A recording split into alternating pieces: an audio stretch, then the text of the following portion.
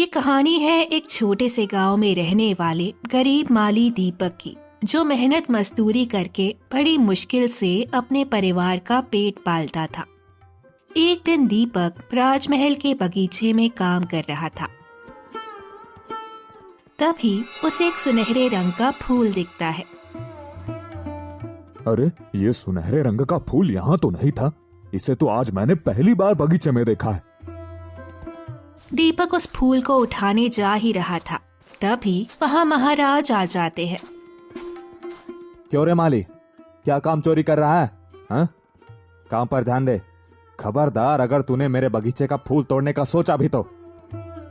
माफ कीजिएगा महाराज, मैं तो बस ये सुनहरा फूल देख रहा था। इसकी चमक मुझे अपनी ओर आकर्षित कर रही थी। सुनहरा फूल? वाह, अब ये क्या नया बहाना ढूंढ लिया तूने आराम फरमाने का? यहाँ तो कोई सुनहरा फूल नहीं है। महाराज के आते ही वो फूल पहले ही गायब हो गया था। महाराज, अभी तो वो फूल यहीं था, ना जाने कहाँ गायब हो गया। जरूर मुझे आंखों का धोखा हुआ होगा। चल अब चुपचाप अपना काम कर। ध्यान रहे, मैं बस काम के पैसे देता हूँ, काम चोरी के नहीं। जी महाराज, जैसा आप कहो। चेतावनी देकर महाराज वहां से चले जाते हैं। उनके जाते ही वो फूल वापस से वहां प्रकट हो जाता है। ये मेरे साथ क्या हो रहा है? हे भगवान, अब ये क्या अनोखी घटना घटित कर रहा है तू मेरे साथ? दीपक परेशान होकर उस फूल के बारे में सोच ही रहा था। तभी ना जाने कहां से एक साधु बाबा वहां आ जाते हैं। हर हर शंभू, ये तेरे माथे पर शिकन कैसी है बालक? प्रणाम बाबा। आप कौन हैं और यहाँ महल में कैसे आना हुआ? मैं इस महल का अतिथि हूँ। मुझे महाराज ने बुलाया है बुरी शक्तियों से महल को बचाए रखने के लिए। आपसे मिलकर बहुत खुशी हुई बाबा। मैं इस महल का एक मामूली सा माली हूँ। तू भ्रम में जी रहा है, तू कोई मामूली इंसान नहीं है। खैर, ये सब छोड़ और ये बता, इतना परेशान क्यों खड़ा है? बाबा, आपको ये सुनहरे रंग का फूल दिख रहा है? अभी तक ये यहाँ नहीं था। महाराज के सामने से गायब हो गया था और महाराज के जाते ही ये वापस प्रकट हो गया। बच्चा, मेरी एक बात मानेगा? जी बाबा, कहिए ना। तू इस फूल की रखवाली कर। ध्यान रखना, इस फूल की पंखुड़ियों के खिलने के बाद कोई इसे छू ना पाए। क्यों बाबा, ऐसा क्या खास है इस फूल में? यह एक जादुई फूल है। इसकी पंखुड़ियां 10 साल में केवल एक बार ही खिलती हैं। भगवान ने तुझ तक इस फूल को पहुंचाया है। इसका मतलब ये है कि अब से तू इसका रखवाला है। भला एक फूल क्या जादू कर सकता है? जो भी इस फूल की पंखुड़ियों को छूकर अपनी इच्छा मांगता है, ये फूल उसकी इच्छा को पूरी करती है। क्या ये सच है? मुझे तो यकीन ही नहीं हो रहा है। ऐसा भी कोई जादू होता है क्या? प्रभु की लीला में असंभव काम भी संभव है। चल, अब मुझे महल के भीतर जाना होगा, तो इस फूल की जी जान से ध्यान रखना। 10 साल पूरे होने में केवल कुछ ही दिन रह गए हैं। इतना बोलकर बाबा महल के अंदर चले जाते हैं। दीपक जादुई फूल का रखवाला बनकर काफी खुश हो जाता है।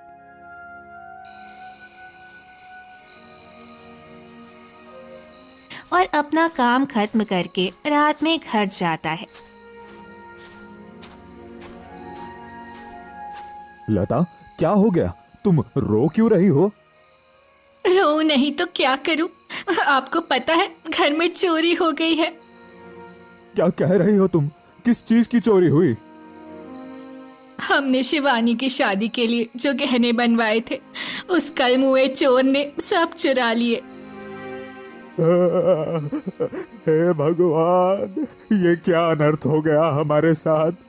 हमने कितनी मेहनत से अपने खून पसीने की कमाई से वो गहने बनवाए थे। वो गहने नहीं, हमारी जीवन भर की पूंजी थी। अब हम क्या करेंगे? शिवानी के बापू, मुझे तो कुछ समझ नहीं आ रहा है। आखिर भगवान हमारी इतनी कठिन परीक्षा क्यों ले रहा है? मैं कुछ पल के लिए पड़ोस में क्या गई, उन्होंने तो हमारे घर में चोरी ही करा दी। दोनों दुख के आंसू रो रहे होते हैं, तभी शिवानी वहां आ जाती है। पिताजी, माँ, आप दोनों को क्या हुआ है? आप रो क्यों रहे हो? सब ठीक तो है ना? बेटी, हम तेरे अपराधी हैं, हमें माफ कर दे। हमारी एक लापरवाही ने तेरी खुशियां दांव पे लगा दी। पर यहाँ हुआ क्या है? आप दोनों इतने परेशान क्यों हो? बेटी, हमने जो तेरे लिए इतनी मुश्किलों से गहने बनवाए थे वो चोरी हो गए। अब हम तेरी शादी कैसे कराएंगे? इतनी छोटी सी बात पर आप दोनों इतना चिंतित क्यों हो रहे हैं? आपको मेरी शादी की चिंता है ना? शादी तो गहने के बगैर भी हो जाएगी। नहीं बेटी, वो गहने तेरे दहेज के लिए थे। तुझे तो समाज के रीति रिवाज पता है, बिना दहेज के कोई बेटी नहीं ब्याहता है। यही तो समाज की गलत रिवाज है पिताजी। आपने एक एक पैसा जोड़कर मुझे इतना पढ़ाया लिखाया, इसीलिए ताकि आप दहेज देकर मेरी शादी कर सके। बेटी, तेरी बात बिल्कुल सही है, पर तू ही बता, हम गरीब लोग इस समाज के नियमों से कैसे लड़े और किस किस को जवाब दें?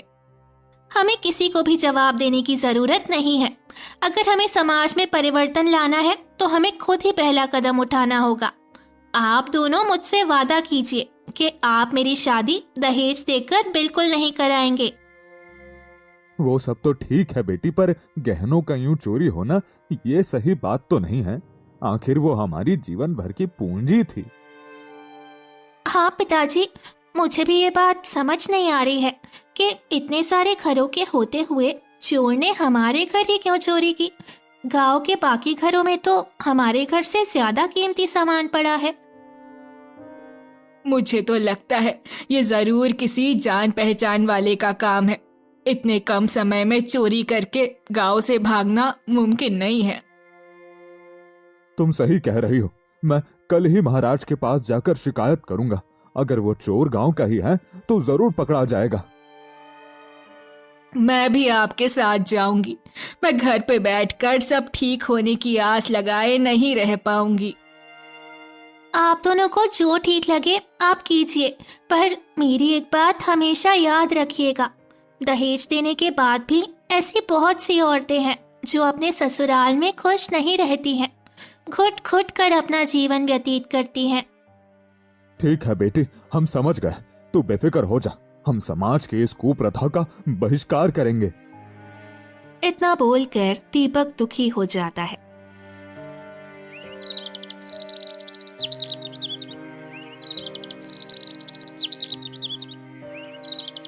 फिर अगले दिन सुबह होते ही दीपक महल में अपनी फरियाद लेकर लता के साथ जाता है। महाराज, महाराज, अनर्थ हो गया। बोल, क्या हुआ है? सुबह सुबह रोकर मनहूसियत क्यों फैला रहा है? महाराज, मेरे घर चोरी हो गई है। मेरी बच्ची की शादी के सारे गहने किसी ने चोरी कर लिए। हम गरीब इस नुकसान की भरपाई कैसे करेंगे? क्यों मजाक कर रहा है? तू जैसे गरीब के पास गहने कहां से आएंगे? झूठ बोलकर राज दरबार से गहने लेना चाहता है ना? नहीं महाराज, आप हमें गलत समझ रहे हैं। हमारा ये इरादा बिल्कुल भी नहीं है। हम सच कह रहे हैं। अब आप ही हमारी मदद कर सकते हैं। आपने ही हमसे मुंह मोड़ लिया तो हम कहाँ जाएंगे? अच्छा, ठीक है। मैं अपने तरफ से कोशिश करूंगा चोर को ढूंढ निकालने का। अब यहाँ से जाओ, मेरा कीमती समय बर्बाद मत करो। इतने में बाबा वहां आते हैं। महाराज, आप अपनी प्रजा से ऐसे कैसे बात कर रहे हैं? प्रजा गरीब हो या अमीर, इनको एक नजर से देखना आपकी जिम्मेदारी है। बाबा, आप मुझे समझाने का व्यर्थ प्रयास ना करें। मुझे पता है क्या करना चाहिए क्या नहीं। आप जानते नहीं इन गरीबों को, ये बस बहाना ढूंढते रहते हैं धनी बनने का। एक राजा की ऐसी सोच हो ना, उसका शासन खत्म कर सकता है। आप अपनी रईसी में इतने अंधे हो चुके हैं कि आपके अंदर की इंसानियत भी मर चुकी है। बाबा, आप भूल रहे हैं कि आप अपने महाराज से बात कर रहे हैं। आपकी इसी गलती के लिए मैं आपको मृत्यु दंड भी दे सकता हूं। प्राण लेना या देना उस सृष्टि के रचयिता के हाथ में है। मेरे लिए बस एक ही धर्म है, इंसानियत का। उससे बड़ा मेरे लिए और कोई धर्म नहीं। और जो इंसानियत को धर्म ही नहीं समझता, मैं उसे महाराज नहीं समझ सकता हूं। खामोश हो जाओ, इससे पहले कि मैं अपने गुस्से का आपा खो दूं। तुम मेरे महल से निकल जाओ, नहीं तो मैं तुम्हारा जीना मुश्किल कर दूंगा।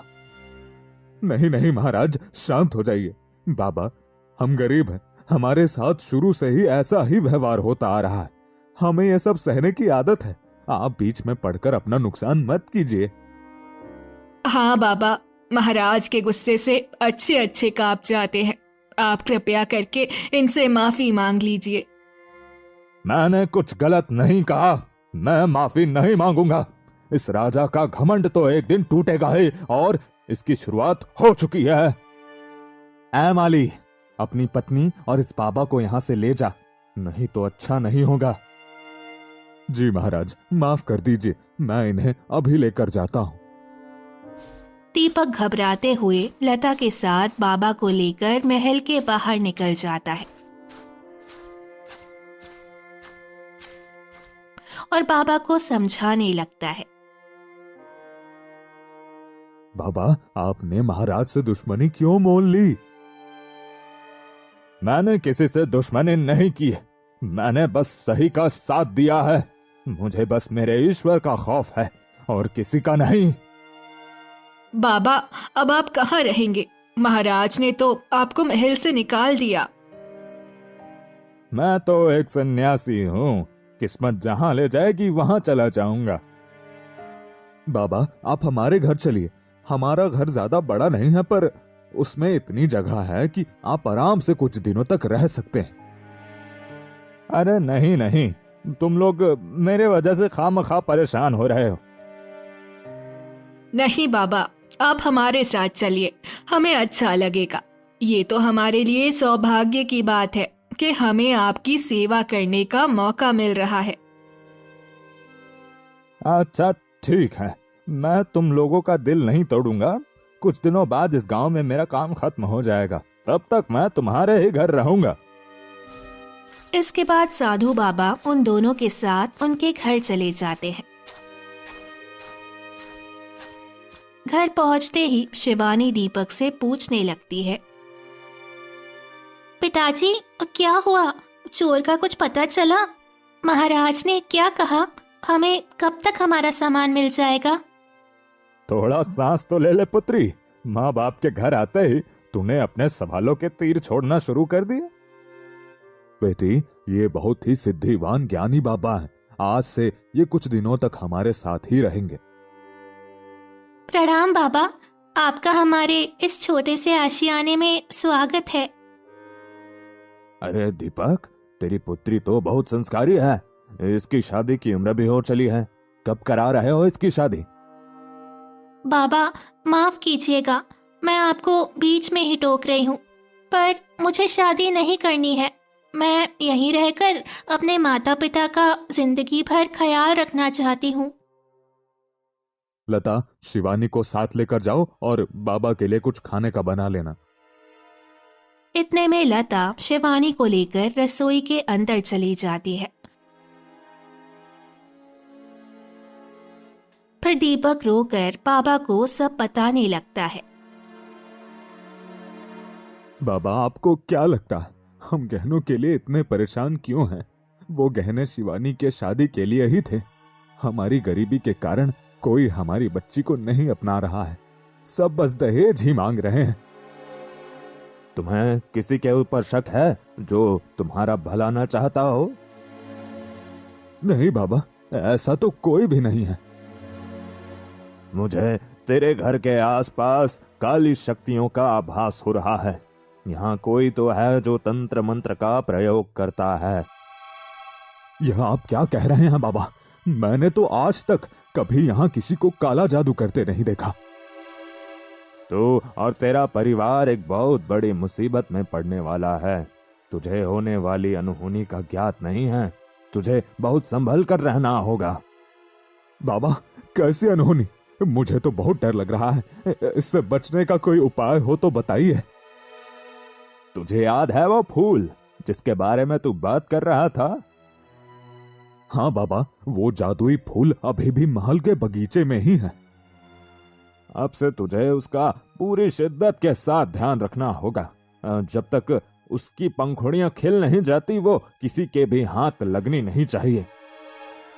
उस फूल में ऐसा क्या है बाबा, और सिर्फ मैं ही उसका ध्यान क्यों रखूं? हो सकता है वो किसी और के लिए हो।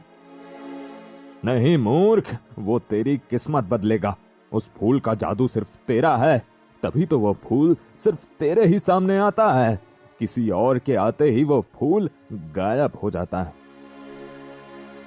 थोड़ी देर बाद लता उनके पास आकर कहती है, आप दोनों हाथ मुंह धो लीजिए, भोजन बन चुका है। नहीं, अभी हमें कहीं जाना है, हम बाद में आकर खा लेंगे। तुम और शिवानी खाकर सो जाना, हमारी राह मत देखना। और हाँ, घर के खिड़की दरवाजे अच्छे से बंद कर लेना। किसी भी अनजान शख्स को घर के भीतर मत आने देना। बाबा, हम कहाँ जा रहे हैं?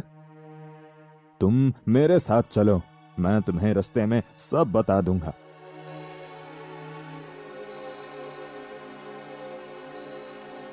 इतना बोलते ही बाबा दीपक को अपने साथ घर के बाहर लेकर चले जाते हैं। दीपक, मेरी बात ध्यान से सुन। आज रात वो काली शक्ति फिर से तेरे घर के भीतर जाने का प्रयास करेगी। तेरे गहने भी उसी ने ही कहीं चुराए होंगे। हो सकता है आज वो किसी को नुकसान पहुंचाने की कोशिश करे। बाबा, कुछ कीजिए। मैं अपनी पत्नी और अपनी बेटी को कैसे बचाऊं, और मैं उस बुरी शक्ति से कैसे लड़ूं? बाबा अपने कमंडल से पवित्र जल निकालकर घर की दीवारों पर छिड़क देते हैं। ये पवित्र जल है, ये जल रक्षा कवच का काम करेगा। अब वो तंत्र विद्या का सौदागर जो भी हो, वो तेरे घर के भीतर कदम भी नहीं रख सकता। चलिए बाबा, अब हम भी घर के अंदर चलते हैं। नहीं, हम रात भर यहीं कहीं आसपास छुपकर पहरा देंगे। आज हमारे पास मौका है उस बुरी शक्ति को देखने का। इसके बाद दोनों छुपकर घर के बाहर नजर रखने लगते हैं। आधी रात होते ही एक आदमी काली चादर ओढ़े दीपक के दरवाजे पर आता है।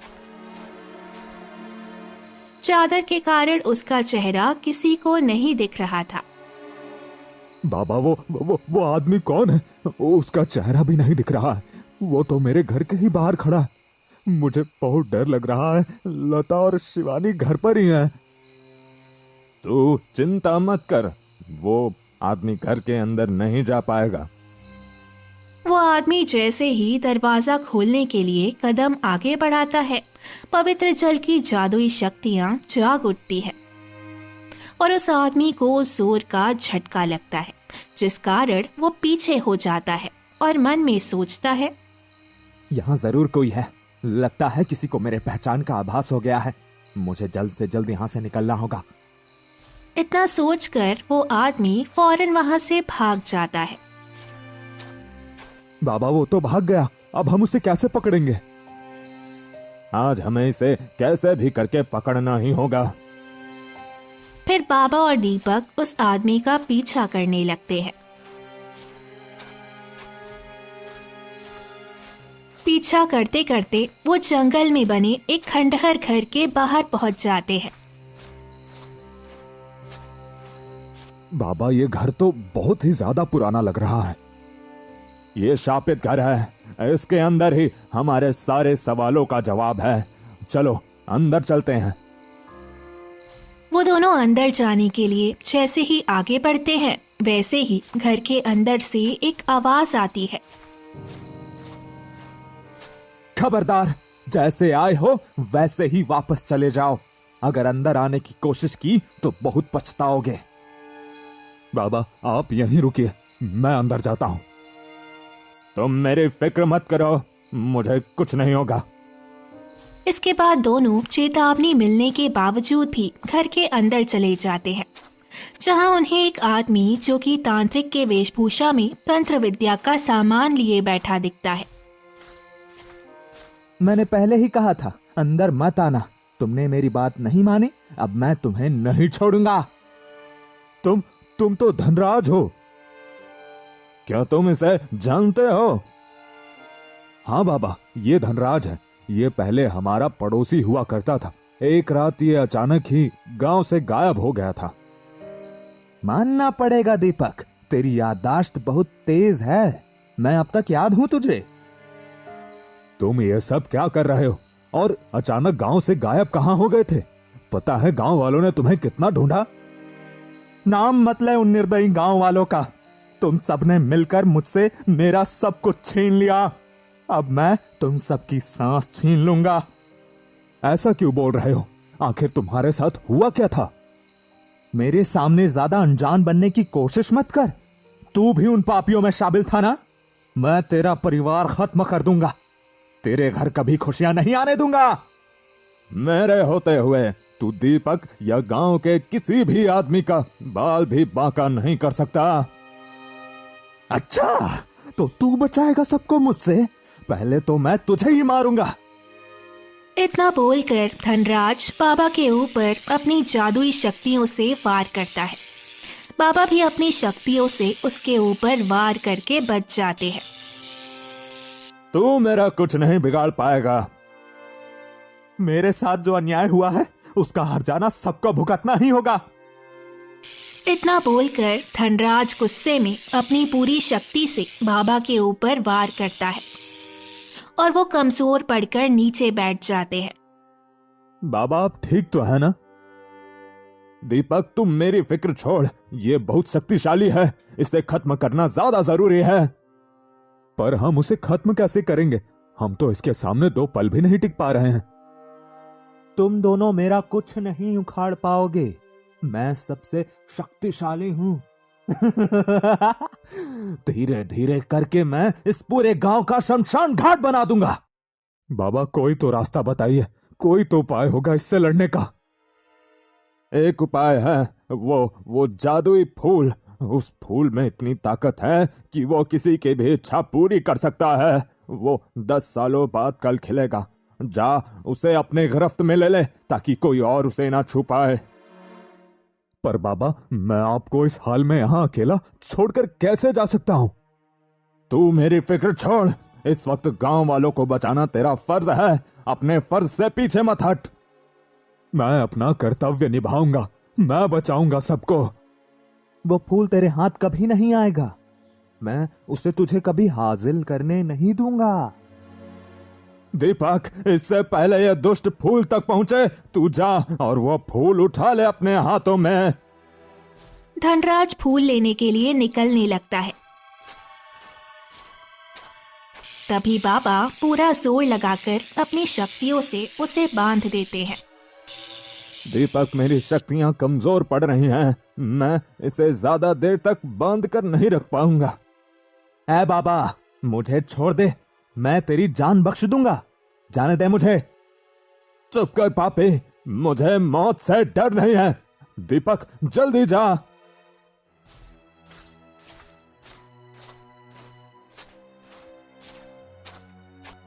दीपक परेशान होकर भागते हुए महल के बगीचे में पहुंच जाता है। उसके पहुंचते ही वो जादुई फूल जोर जोर से चमकने लगता है। ये रहा जादुई फूल, कुछ देर में सूरज उगने वाला है। मुझे जल्दी से इस फूल को बाबा के पास लेकर जाना होगा।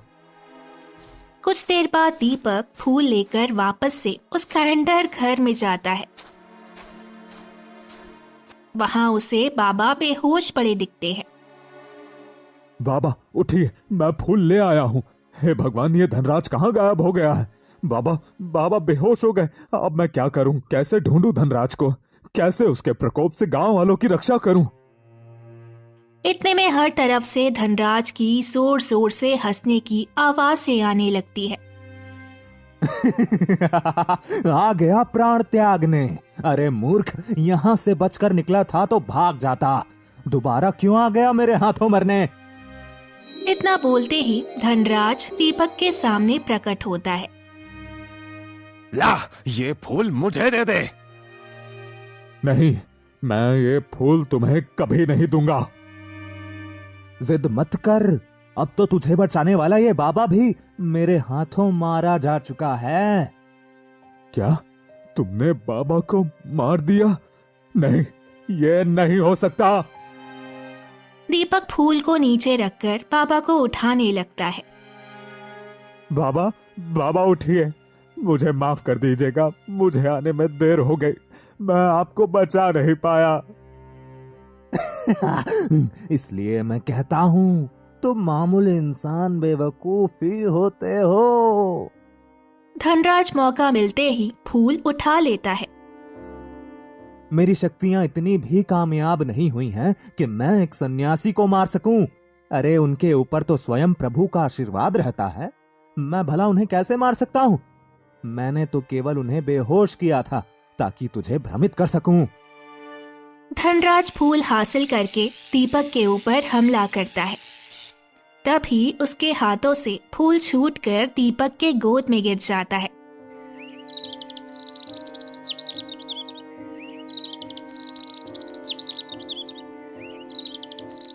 इतने में सूरज आसमान में उगता है और फूल की शक्तियां उजागर हो जाती हैं। नहीं नहीं, ये नहीं हो सकता, मैं तुम लोगों से वापस नहीं हार सकता हूँ। फूल की पंखुड़ियां खिलती है और दीपक जल्दी से उससे अपनी पहली 2 ख्वाहिशें मांगता है। इच्छा पूर्ति फूल, मेरी ख्वाहिश है कि तू बाबा को ठीक कर और इस धनराज की शक्तियां छीन ले। ख्वाहिश सुनते ही फूल चमक उठता है और दीपक की इच्छा पूरी हो जाती है। बाबा होश में आ जाते हैं और धनराज कमजोर होकर नीचे गिर जाता है। दीपक, अब जल्दी से अपनी तीसरी इच्छा मांग और बुराई का अंत कर दे। इतने में धनराज निराशा भरी धीमी आवाज में कहता है, मेरी क्या गलती थी भगवान, मैंने तो बस प्यार किया था। धनराज, धनराज तुम्हारे साथ क्या हुआ था? तुम तो बहुत अच्छे व्यक्ति थे। ये जालिम दुनिया किसी को कहां अच्छा रहने देती है। सुधा, मैं तुमसे बहुत प्रेम करता हूं, चलो हम लोग आज ही मंदिर जाकर शादी कर लेते हैं। मैं अनाथ हूँ, मेरे माता पिता नहीं है, तुम मुझसे शादी करोगे तो सब तुम्हें सुनाएंगे। मुझे लोगों की फिक्र नहीं है, मुझे बस तुम्हारा साथ चाहिए। मुझे फर्क नहीं पड़ता तुम अनाथ हो या गरीब, और किसने कहा तुम अकेली हो, मैं तुम्हारे साथ हूं ना। मैं प्रार्थना करूंगी कि अगले 6 जन्मों तक मुझे तुम ही मेरे जीवन साथी के रूप में मिलो। धनराज अपनी प्रेमिका के साथ अपने घर के आंगन में बैठकर प्यार से बातें कर रहा था। तभी गांव वाले राजा के साथ गुस्से में वहां आ जाते हैं। ऐ धनराज, ये लड़की डायन है, मनहूस है ये, इसे हमारे हवाले कर दे, हम इसे गांव में रहने नहीं देंगे। ऐसे क्यों कह रहे हैं महाराज, मैंने ऐसी क्या गलती कर दी? तू अनाथ है, तेरे माता पिता की कोई पहचान नहीं है। पैदा होते ही तूने अपनी माँ को खा लिया और कुछ सालों पहले तेरे पिता तेरे लिए काम करते करते मर गए। तू सबके लिए मनहूस है। महाराज, ऐसा नहीं है, मेरी सुधा दिल की बहुत साफ है, हम दोनों एक दूसरे को बहुत चाहते हैं। मैं सुधा को लेके इस गांव से कहीं दूर चला जाऊंगा, हमें अकेला छोड़ दीजिए। नहीं, हमारे गांव में भुखमरी छाई है, जब तक हम इस अनाथ की बलि नहीं देंगे हमारा गांव इस श्राप से मुक्त नहीं होगा। इतना बोलकर महाराज के साथ मिलकर पूरे गांव वाले सुधा को जिंदा जला देते हैं। नहीं नहीं, ऐसा मत करो, मेरे प्रेम को छोड़ दो। क्या अनाथ होना गुनाह है? ये तो भगवान की मर्जी थी, इसमें सुधा की क्या गलती?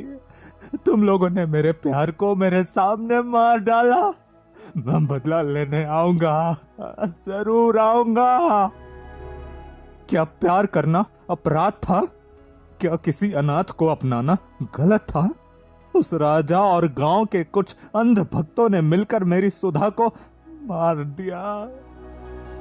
बाबा, यह गलत नहीं है, इसके साथ गलत हुआ है, परिस्थिति ने इसे ऐसा बना दिया है। जब ये सब हो रहा था तब तुम कहां थे? बाबा, यह तब की बात है जब मैं अपने परिवार के साथ रिश्तेदार के घर गया हुआ था। यह घटना तभी घटित हुई जब मैं इस गांव में नहीं था। दीपक, अब तेरे पास आखिरी मौका बचा है, अपनी ख्वाहिश मांग और कर दे इस तांत्रिक का अंत। नहीं बाबा, यह धनराज है, समय ने इसे बुरा तांत्रिक बना दिया। इसका अंत करना समस्या का निवारण नहीं है। ऐ जादुई फूल, मैं तुझसे अपनी आखिरी इच्छा मांगता हूं। धनराज को इस संसार से मुक्त करके इसे इसके प्रेम से मिला दे। ख्वाहिश पूरी होती है और धनराज की आत्मा उसके शरीर को छोड़कर सुधा की आत्मा के पास चली जाती है। इस दुनिया में धनराज दिल में बहुत दर्द लिए जी रहा था। वो सुधा के बिना अधूरा था। शायद भगवान ने मुझे इच्छा पूर्ति फूल का माली इसलिए चुना ताकि मैं दो बिछड़े प्रेमियों की आत्मा को मिला सकूं। तूने आज बहुत नेक काम किया है। जिस कुप्रथा के कारण दो हंसों का जोड़ा अलग हुआ था, आज तूने उन्हें एक कर दिया। अब उस राजा को उसके किए की सजा देनी बाकी है। उसके बाद मेरा काम इस गांव से खत्म हो जाएगा।